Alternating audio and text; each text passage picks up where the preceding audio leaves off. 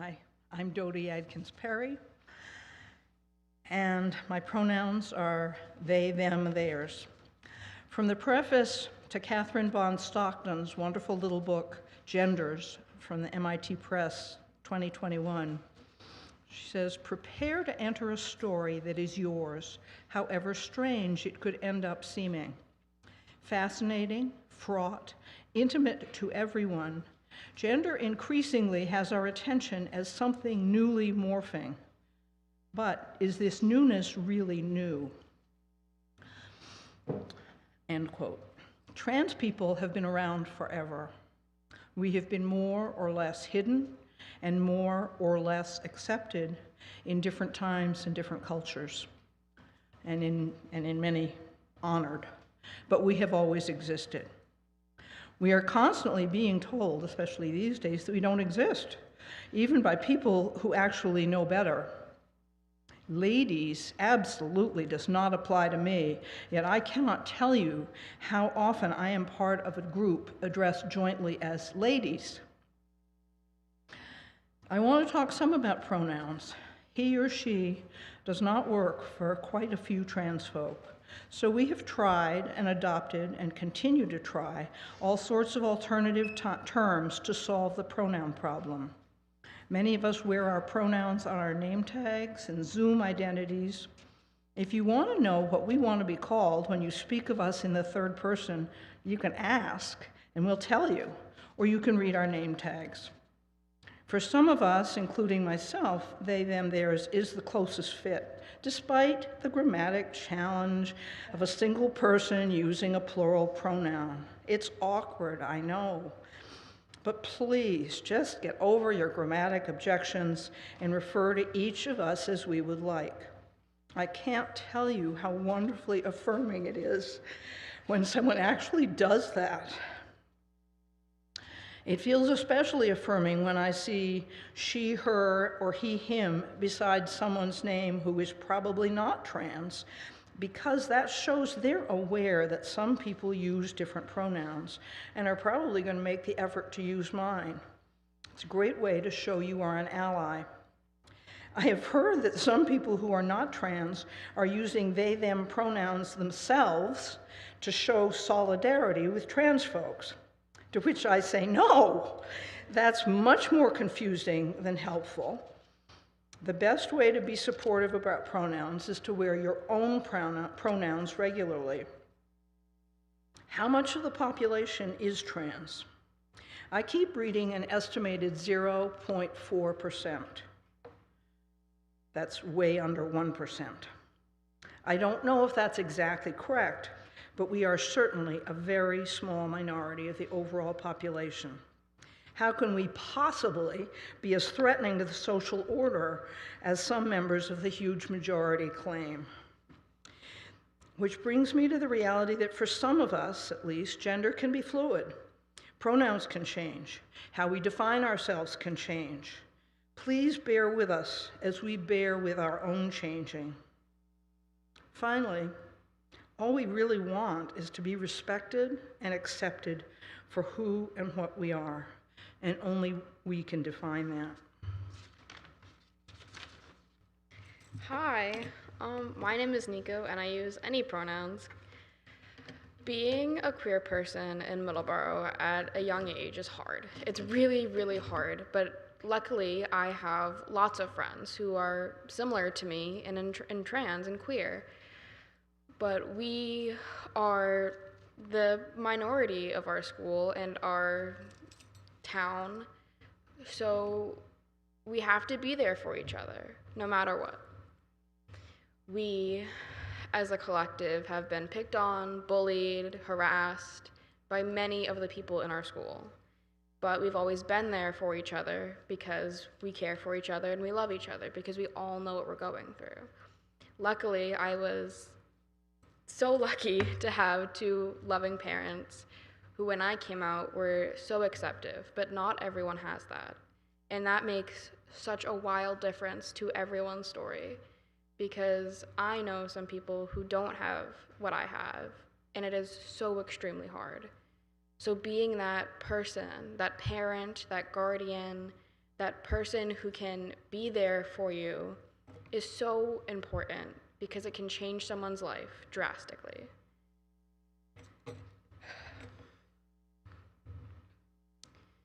It is so hard to hear about my friends' stories and wish I could do something more for them. But in reality, I always don't have that option, and I can only hear their story. So I ask, if you have someone who you can hear their story, hear it and hear it proudly, because they are going through something so hard, so unimaginably hard, and they may not have anyone else but you. You might be someone's lifeline because you are just listening to their story. And I'm so grateful for my parents and my friends and my brother who have all helped me through and listened to my story. Thank you.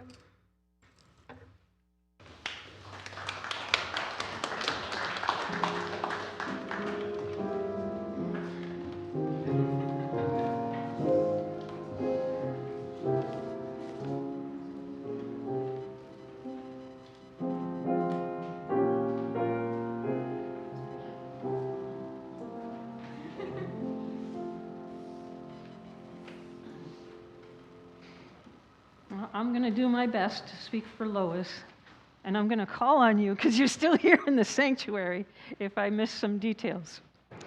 So the stuff that's happening here in Middleboro, perhaps some of you know, some of you may not know. There are two instances, one of a child in 5th grade, I believe, who wore a t-shirt that said there are only 2 genders. And that the parents, the family of that child, have taken the case through all of the lower courts where their claim was, their claim for free speech was denied because the shirt met the standards of bullying in schools. But they didn't stop with the lower courts. It's now in the federal Supreme Court. It has a docket number. And President Trump signed one of his executive orders proclaiming that there are only 2 genders. So this is a very personal affront for our trans children in this community and across the country. The other case is of our story that Kelly read this morning, Calvin. There's a teacher in our public elementary school who read the book to her students, and the parents, some of the parents became very upset and wanted the school board to fire that teacher. And some of our folks from the social justice team went to the school committee meeting, and it was disruptive a la filibuster, shall I say. And both sides did manage to speak. And the commitment from the school board, as I understand it, correct me if I'm wrong, is that they review curriculum on an annual basis.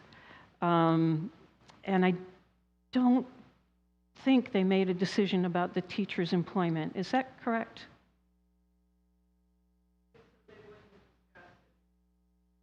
They wouldn't discuss employee matters? Yeah, okay. So they were kind of non-committal. The annual review of curriculum is routine, and so it's uncertain which side of the pendulum it will swing. So those were the 2 things. I don't know if there's anything else going on in our community that people might know about. If so, raise your hand. Okay, I'll move into the sermon.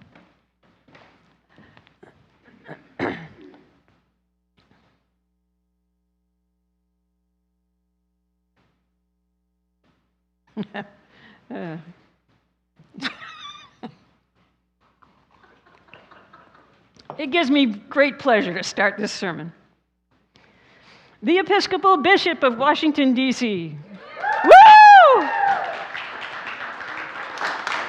The Right Reverend Marianne Edgar Buddy spoke these words to President Trump during a prayer service the day after his inauguration. Oh, God bless you. As a country, we have gathered this morning to pray for unity as a people and as a nation. The kind of unity that fosters community across diversity and division. A unity that serves the common good. Unity in this sense is a threshold requirement for people to live together in freedom. It is the solid rock upon which to build a nation.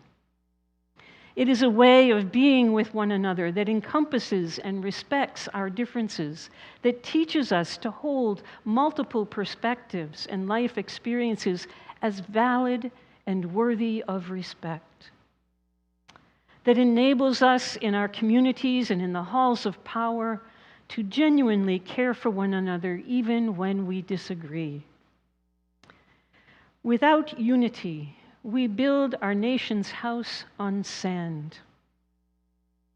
She goes further to say the culture of contempt that has become normalized in this country threatens to destroy us. And then she says, "Let me make one final plea, Mr. President. Millions have put their trust in you, and as you told the nation yesterday, you have felt the providential hand of a loving God. In the name of our God, I ask you to have mercy upon the people in our country who are scared now.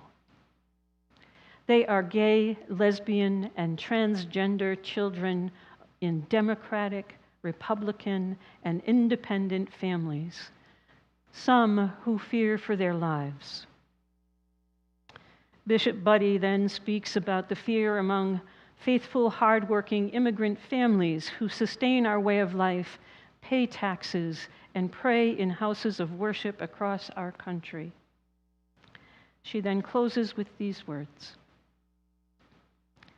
"May God grant us the courage and strength to honor the dignity of every human being, to speak the truth to one another in love, and to walk humbly with each other and our God, for the good of all people in this nation and the world. Amen." Bishop Buddy's courage and compassion to speak truth to power may be remembered for many years to come.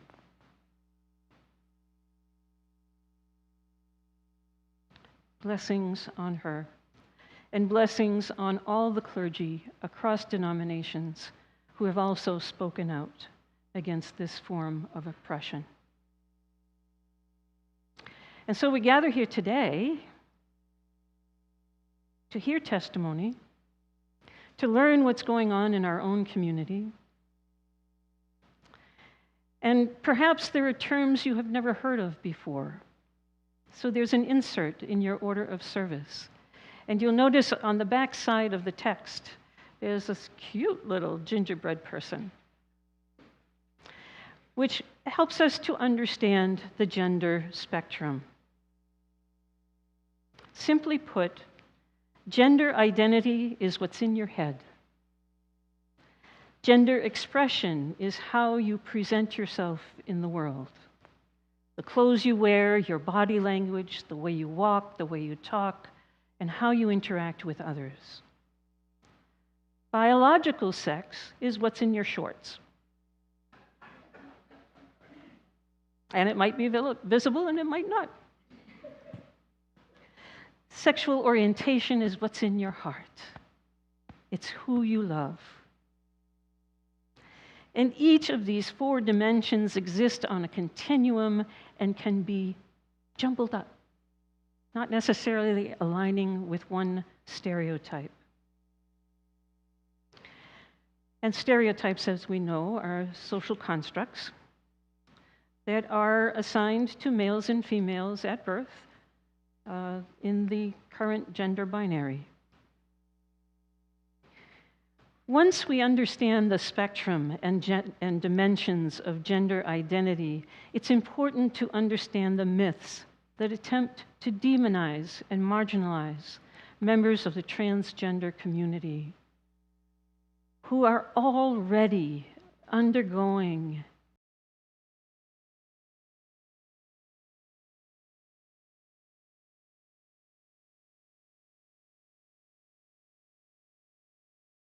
the turmoil that comes with, will I be accepted or rejected?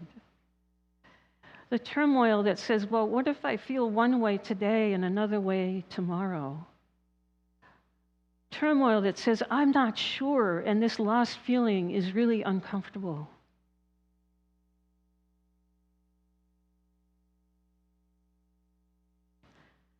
I wonder if we would demonize our children and our siblings and our parents and our neighbors. If what trans people go through were like a broken leg or a stroke, why do we have compassion in other areas of life, in other circumstances, when people are in turmoil, but we don't have it when it comes to gender? Just throw the word gender out for a minute. When it comes to personal identity, when it comes to knowing who we are in a way that renders us whole.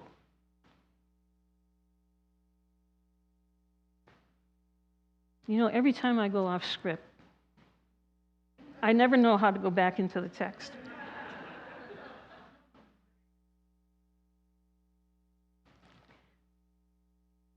Once we understand the spectrum and dimensions of gender identity, it's important to understand the myths.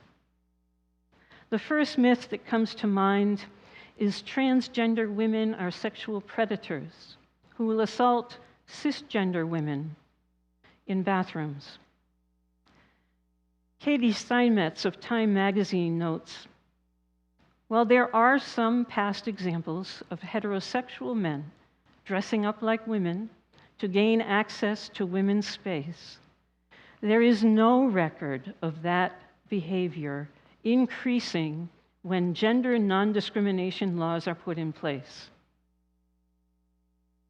Police and school officials repeatedly say they have not seen any increase in sexual assault or rape once gender non-discrimination laws have been passed. Rape crisis centers and shelters dedicated to the prevention of violence against women have signed a letter saying these claims are false. The notion that a ban on transgender inclusive bathrooms will stop male predatory behavior is preposterous. And that's a quote.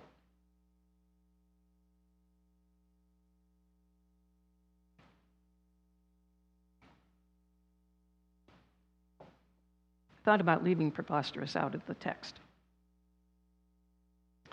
and putting unfounded in its place, because it's gentler. But I think preposterous, sizes it up just right.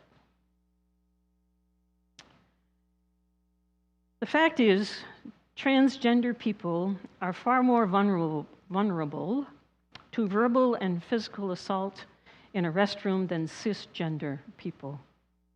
In a study out of UCLA's Williams Institute, nearly 70% of people who identified as transgender experienced verbal harassment in gender-segregated bathrooms, while nearly 10% reported physical assault.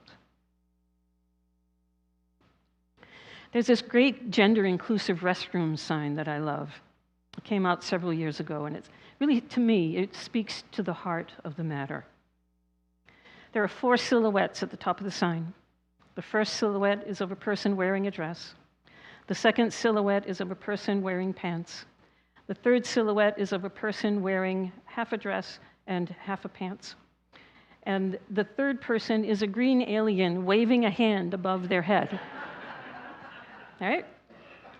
And beneath these images, the sign reads, "Whatever." Just please wash your hands. Trans people need to use a restroom for the same reasons cisgender people do.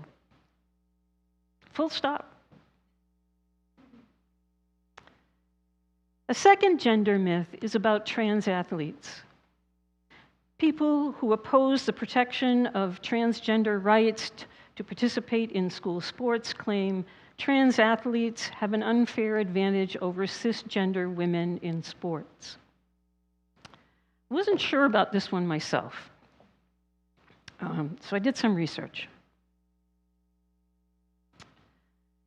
According to Dr. Joshua D. Safer from the American Civil Liberties Union, a person's genetic makeup and their internal and external reproductive anatomy are not useful indicators of athletic performance.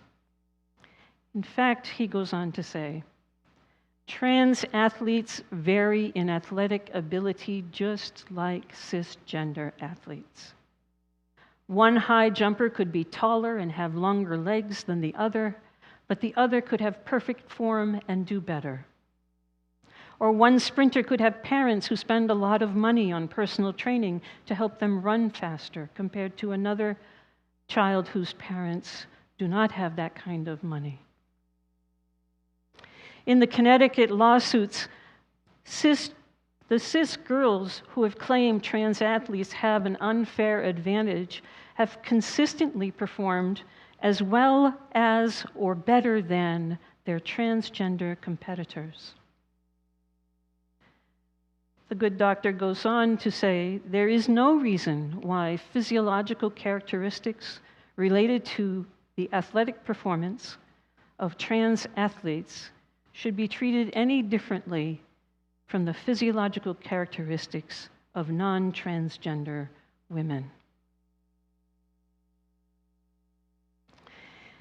And the reality is this: trans women and girls experience so much discrimination and violence, it is difficult for them to even stay in school.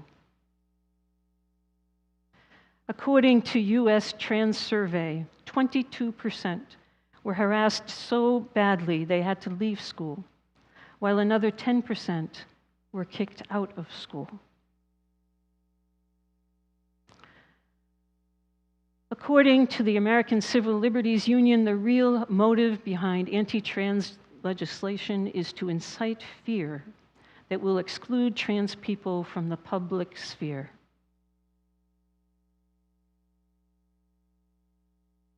Make no mistake, the cost of fear can result in the loss of life. According to Everytown's transgender homicide tracker,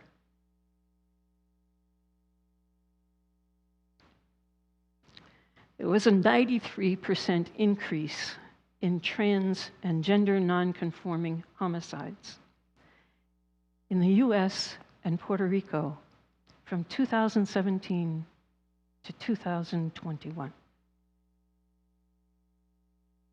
Nearly 75% of whom were Black trans women. The threat is real, and the need for protection has never been greater. As Unitarian Universalists who affirm and promote the inherent worth and dignity of all persons, how will we protect the right to life, liberty, and the pursuit of happiness of our transgender siblings, parents, and children in our communities?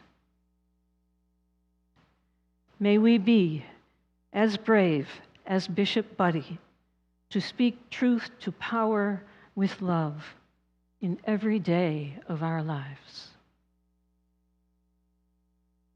May it be so.